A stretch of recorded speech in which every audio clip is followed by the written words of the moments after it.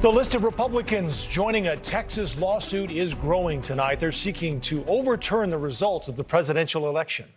17 attorneys general and more than 100 Republican House of Representatives members have now signed on to a court filing supporting this lawsuit. It is asking the Supreme Court to literally invalidate President-elect Joe Biden's victory in 4 critical swing states: Georgia, Michigan, Pennsylvania, and Wisconsin.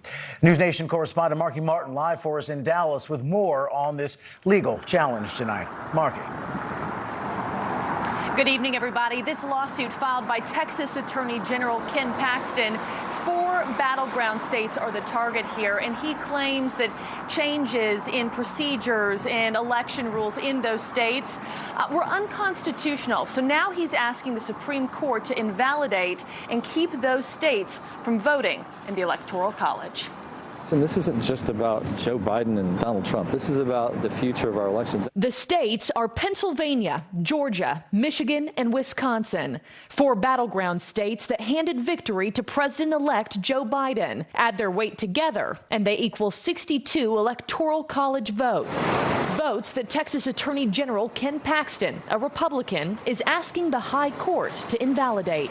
It's somewhat focused on fraud, but our real issue is about the Constitution and whether it needs to be followed. In this case, we're arguing it has to be followed, or the Constitution doesn't matter anymore. Our elections don't matter. In a 36-page lawsuit filed in the Supreme Court, Paxton makes his case that the 4 states used the COVID-19 pandemic as an excuse to revise election rules. From unsupervised mail-in ballots and poll worker misconduct to counting ballots post-deadline, revisions that Paxton argues are unconstitutional and worked in tandem to weaken election security and elect Biden. I support any candidate, including the President of the United States, pursuing their remedies in court and making sure that every lawful vote is counted and every illegal vote is not counted. The lawsuit quickly gaining support from 17 states, the president taking to Twitter to announce his plan to intervene in the case, saying, quote, "This is the big one. Our country needs a victory." But not everyone agrees. In Utah, the attorney general has backed the lawsuit. The governor and governor-elect, both Republicans, condemning that choice.